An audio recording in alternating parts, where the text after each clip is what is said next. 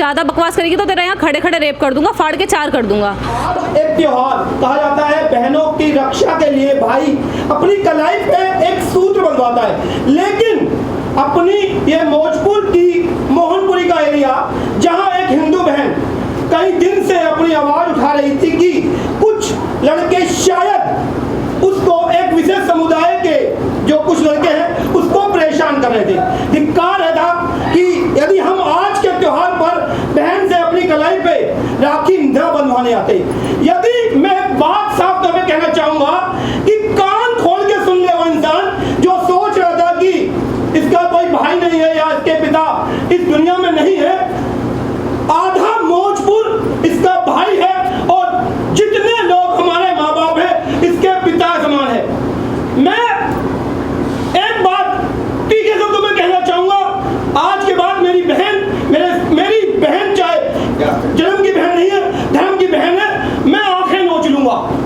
ध्यान रखना, यदि ये बात सामने आई कि आगे से बहन मेरी परेशान मिली, चाहे कोई भी तरीका हुआ, सक्षम हूं और मैं आंखें नोच लूंगा, इस बात को ध्यान रखेगा। पहले राखी बांधेगी और उसके बाद इसमें वचन देता हूँ कानूनी रूप से भी और वैसे भी इसे भी परेशान करेगा, उससे पहले मैं इसका साथ खड़ा रहूंगा, जहां से तन मन धन और जैसे भी होगा उस तरीके से ये देख ले लोग। मैं भी बाहर जाके भी लोगों को बताऊंगा कि मेरी बहनें हैं, ये 2 छोटी बहनें हैं, इनके साथ किसी ने गलत बर्ताव करा तो वो मेरा पर्सनली दुश्मन है, इस बात को समझ ले। इसी पल से मेरा दुश्मन, जितने लोग अभी खड़े हैं वो सबका पर्सनली दुश्मन है, ध्यान रखिए इस बात के लिए।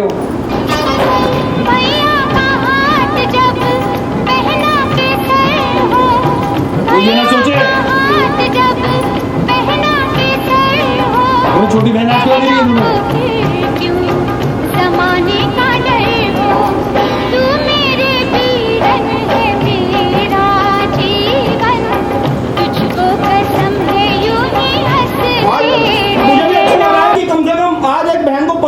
वचन दूंगा कि आज तक जैसे हम एक बहन हमेशा राखी बांधती आई है, वचन शायद मेरे मुंह से ना निकला हो, लेकिन आज वचन है, चाहे उसके लिए मुझे कुछ भी करना हुआ। जानते हैं लोग, ये तो बात पक्का है कि यहाँ के लोग जानते हैं, बस यदि जानते हैं तो आज से जान ले कि आज से मेरी दोनों बहना ओ बहना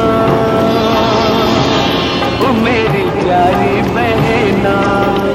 आज से 3 बहन हुई और मैं वचन दे रहा हूँ कि हर साल आऊँगा, और ये तो दिनों की बात थी, बस हमें पता ही लगा, अमित भाई ने जब से पोस्ट डाली हमें पता लगा। और नहीं तो रोजी कोई ना कोई भाई जरूर आएगा सबके लिए। नमस्कार, मैं अजय जैन, लीड दिल्ली देख रहे हैं आप, और आज मैं एक बहन के पास हूँ।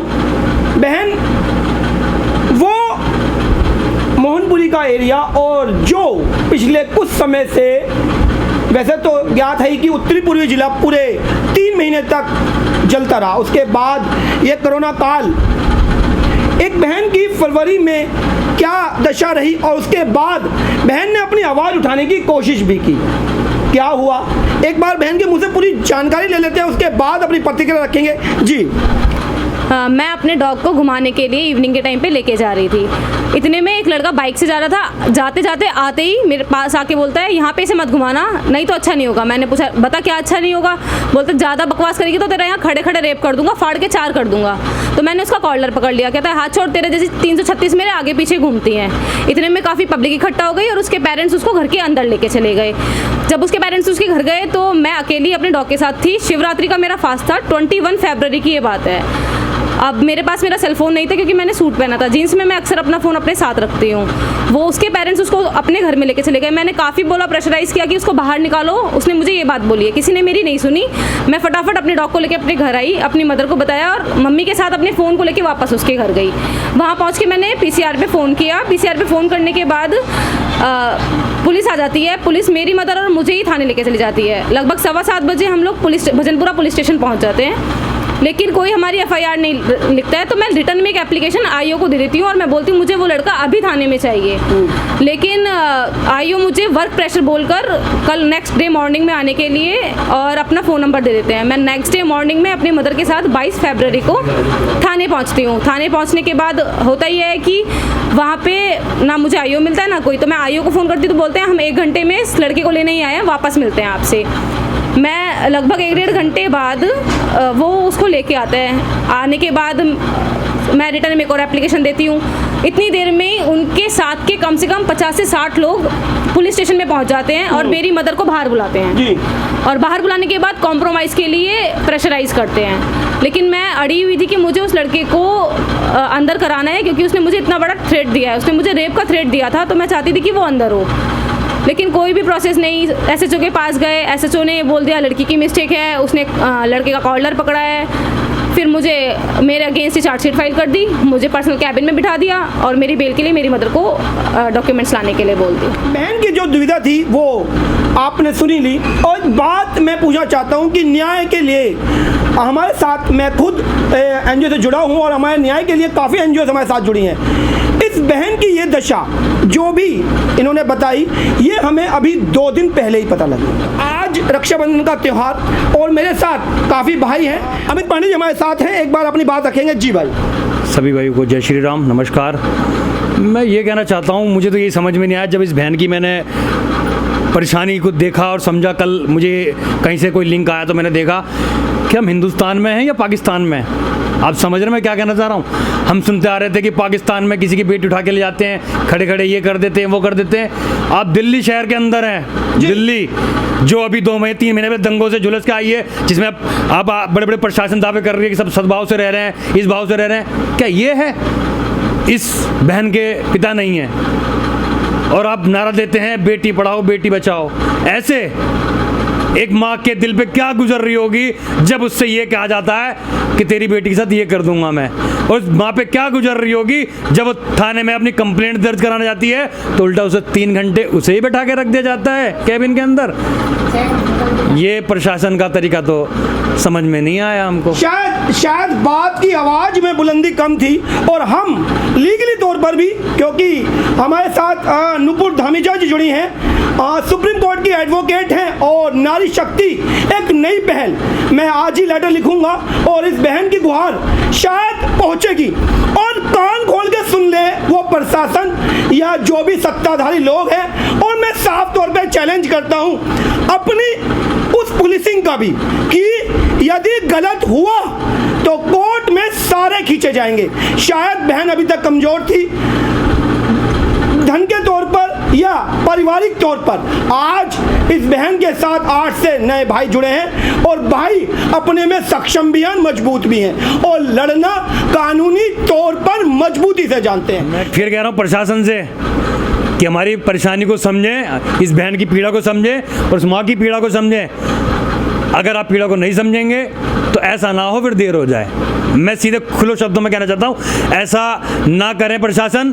प्रशासन पीड़ित को ही आरोपी बना रहा है।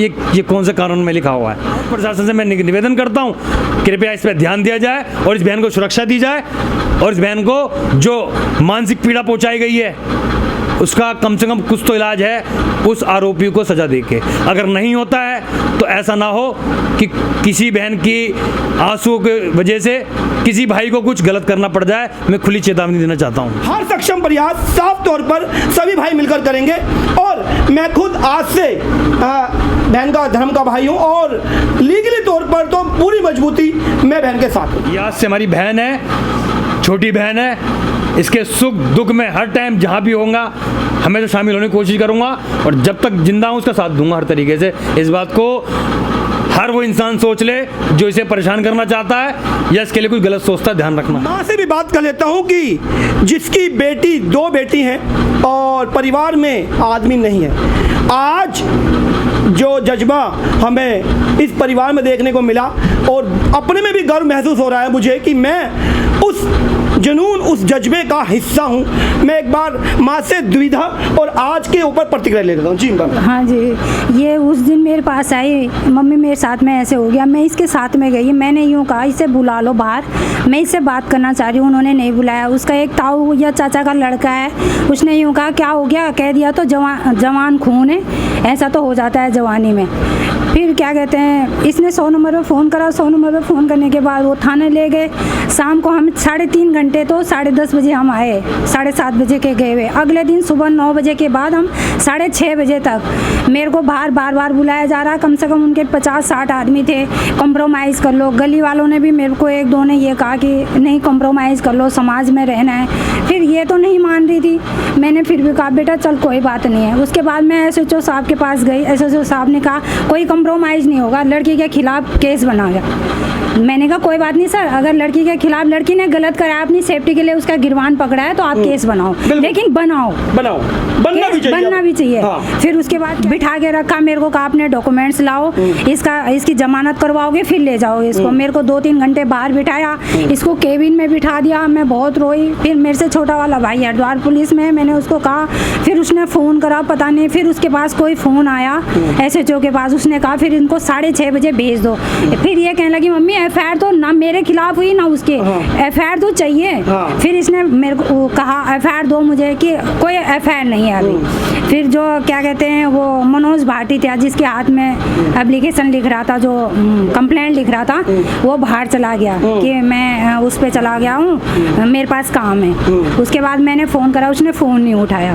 फिर उसके बाद इसने कई जगह 4 बार तो 100 नंबर पे फ़ोन करा इसने कि मेरी कंप्लेंट नहीं लगी। फिर कहीं से उसके किसका नंबर मिला, women's helpline number, women's helpline मिला। उन्होंने कहा DC ऑफिस जाओ। DC ऑफिस 5:30, 6:30 बजे फ़ोन करा, उन्होंने कहा बंद हो चुका है, आप कल आना।